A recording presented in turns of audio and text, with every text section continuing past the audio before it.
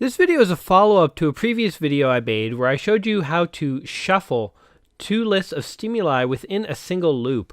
Now we did this using a random function in Excel, meaning that every time you went to run a subject in your lab, you would have to manually randomize the word stimuli, manually randomize your color stimuli, and so if you ever forgot to do that, you would end up running a second subject through the same list that another subject had gotten.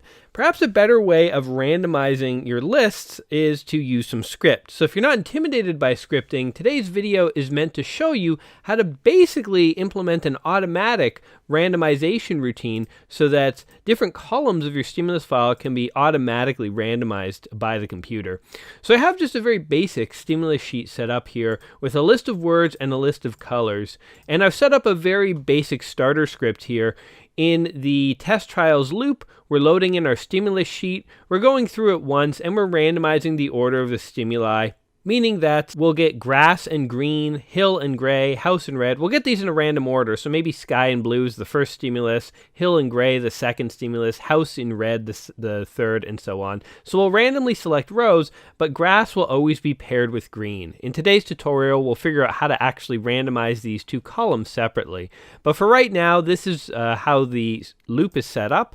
And if we look at our test trial, I've set up a single text object, which simply shows the word stim in the color that's being presented by the color stim. And so if we go ahead and run this, what we'll see is each of these words presented in the color that is in the color stim column. So we'll go ahead and click run. You'll see tree.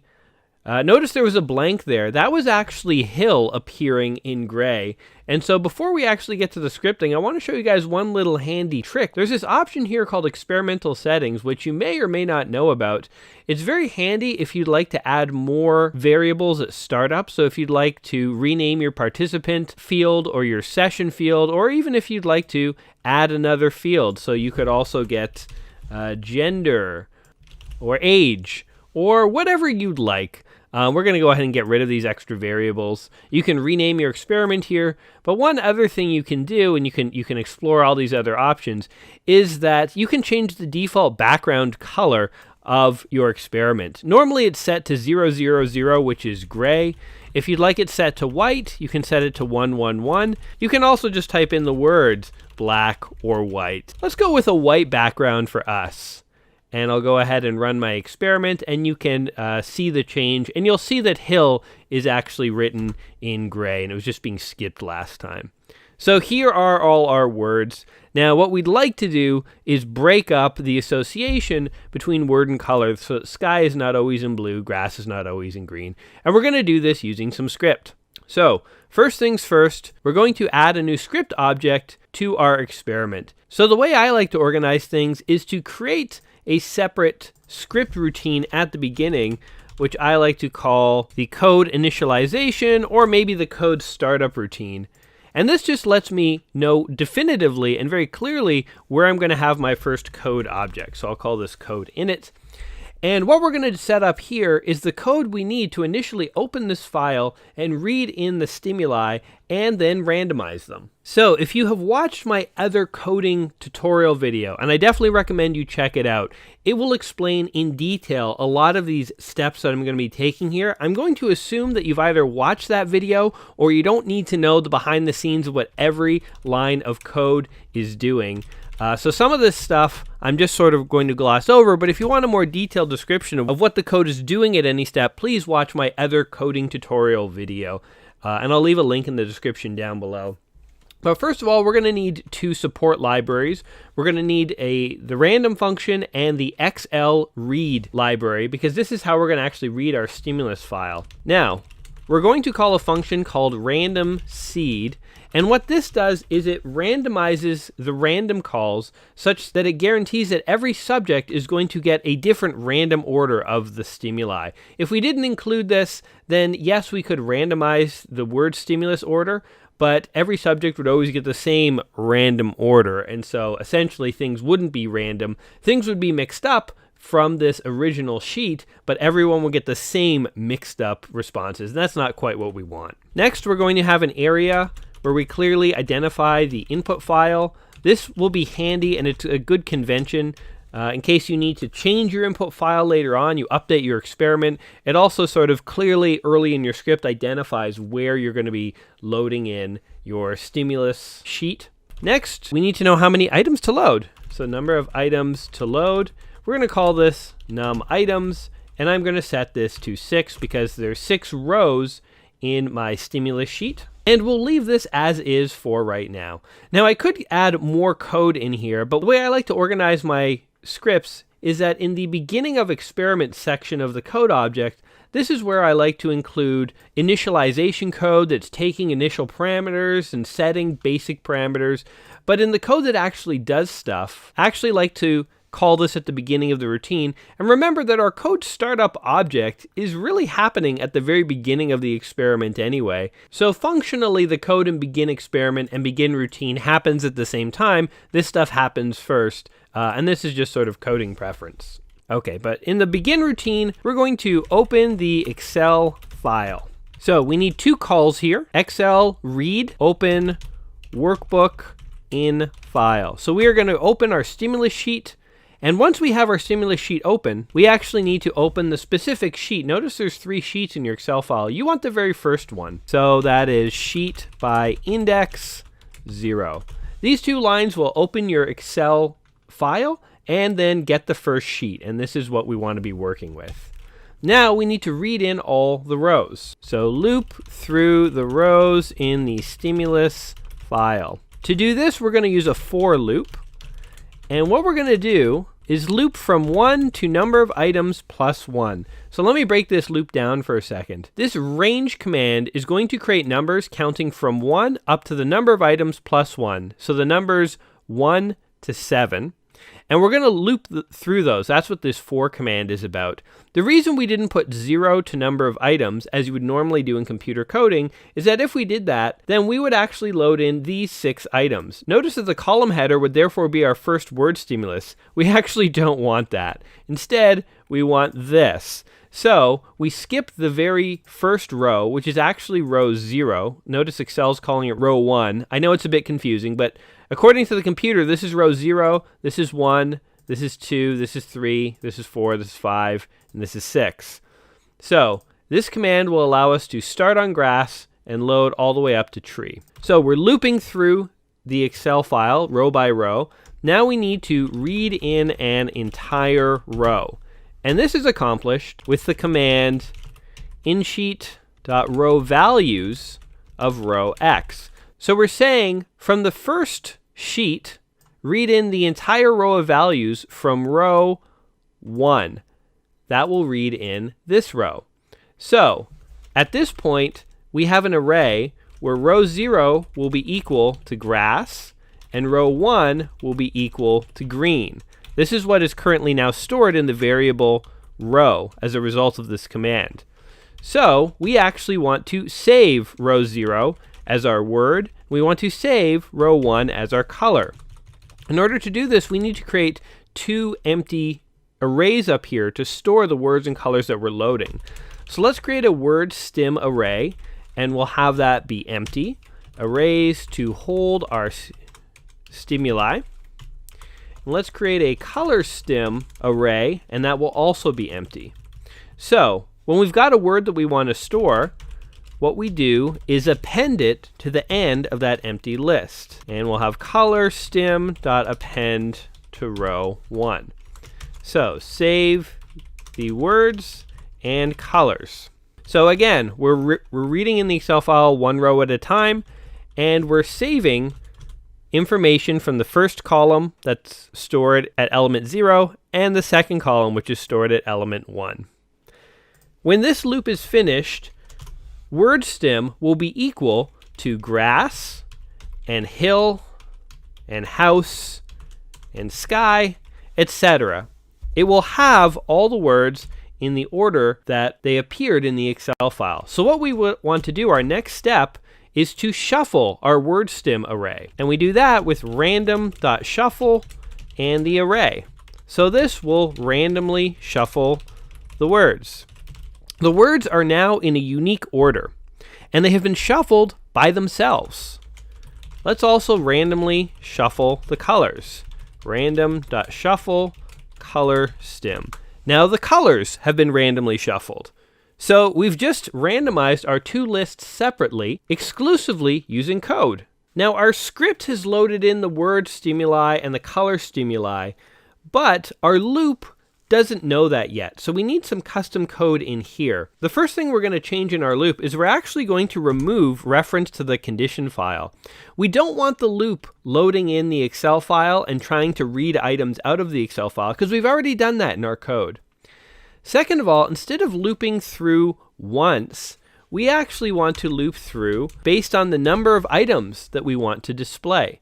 So if we said number of repetitions is 1 with no condition file, then our loop would occur once and then it would end because it doesn't have a condition file and it doesn't understand that we want to loop through multiple times. So in the code, we specified that num items indicates how many items we want to load, and we can see number of items is 6. So we also want the loop to loop 6 times. Random, sequential, it doesn't make a difference because the loop actually is no longer controlling the order of the stimuli. Now in our text object, we were referring to word stim and color stim in order to figure out what to show and what color to show it in.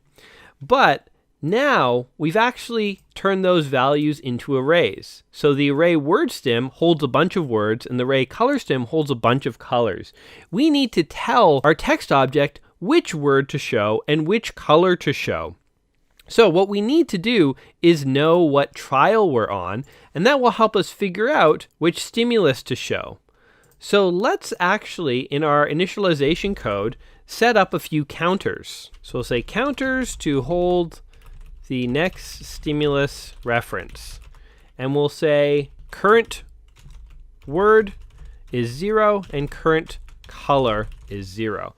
Basically, what these counters are going to do is tell our text object which word and which color to show, and the first item to show is the first item in the list, so item 0. Because remember, our lists are shuffled, so we don't need to randomly decide what item to show. We can just always start by showing the first item, then the second, then the third, because they are already in a random order. So what we're going to do is go back into our test object, and we're going to set the color of the stimulus to not be color stim, but be color stim of the current color. And similarly, instead of showing just the word stim, because remember word stim is now an array, we're going to show word stim of the current word. And if we hit OK and we hit run, then what you would see right now, this is our first item, hill in green. Notice that the color and the word have now been successfully randomized. But we had a little bit of a problem there. We always just showed the first item. The trial went on and on and on, and it only ever showed the first item. So how do we get it to loop through all the different items? It did loop through all 6 items. Notice that it took 6 seconds to get through the whole list, but it was only showing the first item. To fix this is very easy. We can add a little bit of code, and at the end of the routine, we can set it up such that the current word is equal to the current word plus 1, and the current color is equal to the current color plus 1. And if we hit OK, and now run our experiment, what you will find is that we now actually do loop through all of the items. Now sun is green, notice, and hill is blue. And you can see that the words and the colors have been randomized separately. We're looping through. There's one more thing that you want to add here, and again, you might want to go back to my bigger coding tutorial video to see all the ins and outs of this, but if we just left things as is, because we are manually loading in the stimuli and the colors and randomizing them, if we were to actually look at our data file, we would find that the data file is not actually storing the words or the colors that are being shown. This could be problematic if you want to analyze your data later because you have no idea which stimuli were being shown. Because we have manually loaded stimuli in using our startup code, and we are manually cycling through the stimuli using our own counters, we need to actually have a line of code here that will manually log our data.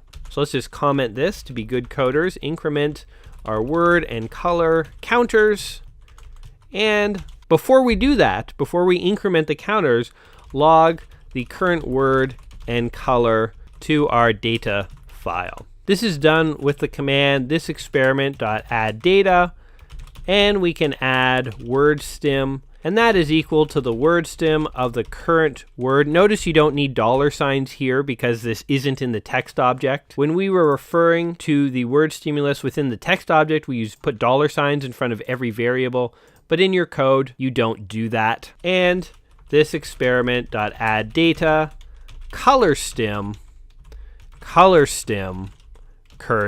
color.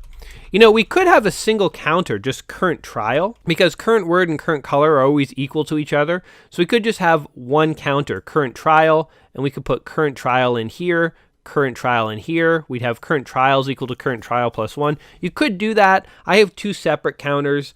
You might have certain experiments where you want to count one stimulus set in a different way than another. So this gives you the flexibility to do that, but you could just have current trial if you want. Now you should log as much data as you can. That is a personal recommendation. I've always said if it turns out later on that you don't need a variable, but you logged it anyway, it does no harm. But if it turns out you did need a variable and you didn't log it, you're going to be kicking yourself for not doing it.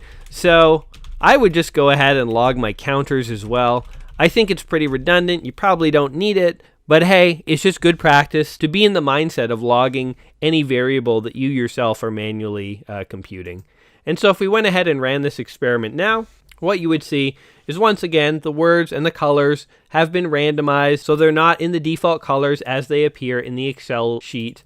And if you load up this data file, you can see that we actually did log the color stimulus, the color word, the current word, and the current color. So all that information is now being logged so we can see how everything appeared to the subject. Now, one last thing to tackle is what happens if you have a second variable that is supposed to be randomized along with your stimuli.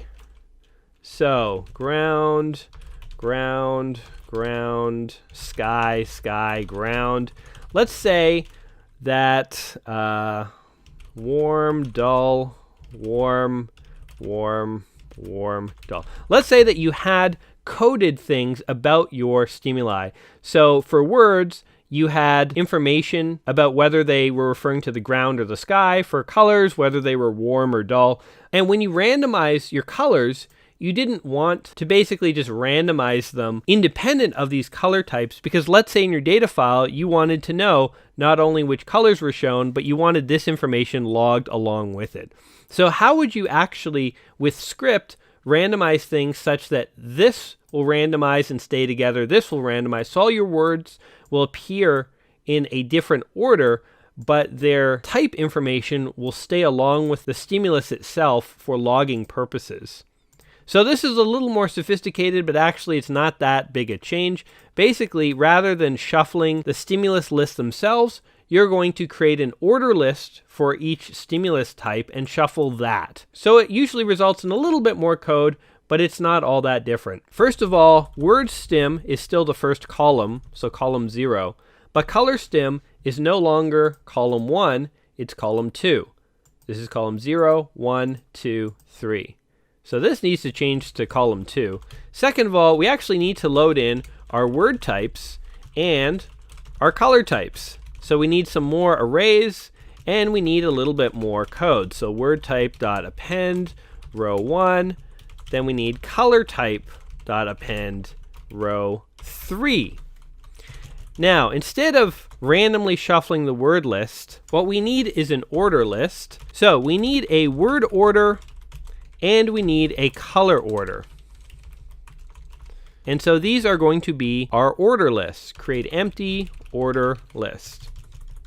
So rather than randomly shuffling word stimuli themselves, what we're going to do is we're going to populate word order with the numbers 0, 1, 2, 3, 4, 5. And what we're going to do is randomize that. So let's just say that our randomization routine created a random order like this. What we could do later on is when we want to refer to the first random word item, rather than just referring to current word, which will always pull up the first word, because remember, we're no longer randomly organizing the word stimuli. Instead, what we'll do is we'll say, show the word stimulus, which corresponds to the first word order item, which in this case is 2. So if we modify our code in a moment, where we're displaying the word such that we're not displaying the word related to the current word we want to show, but the current word order, then in this case, we would grab item 2. So 0, 1, 2. Then we would grab 3, then 4, then 0, then 1, then 5. And so you can see that by creating a word order, randomizing that, we can essentially still pick random words, but without actually randomizing our word stimulus array. So let's implement all of that. Okay, in order to populate our word order and color order, we need one more for loop. So loop through and populate our order lists. So we will loop through the number of items that we want to load. So word order dot append I and color order dot append I. What we're doing here is range. If you give it no first value, it will simply loop from 0 up to that number. So it's going to basically count 0, 1, 2, 3, 4, 5. So word order will be equal to 0, 1, 2, 3, 4, 5. Color order will be equal to 0, 1, 2, 3, 4, 5. And then we just want to randomly shuffle word order and randomly shuffle color order. And what this will do is take those numbers 0, 1, 2, 3, 4, 5, and it'll put those in a random order. And by the way, just make sure you erase any routines that might be shuffling your word stim or your color stim. Again, we're not going to randomize or shuffle the word stim or color stim at all. The only arrays that are being randomized are word order and color order. Oh, and by the way, I put a little typo there. Make sure to erase that. Now, the rest of the changes are pretty trivial. Rather than displaying current color, you would display the current color for color order, and rather than displaying the current word, you would display the current word for current order. Because remember, word order and color order are randomizing your stimuli. Now in your code, you simply change this.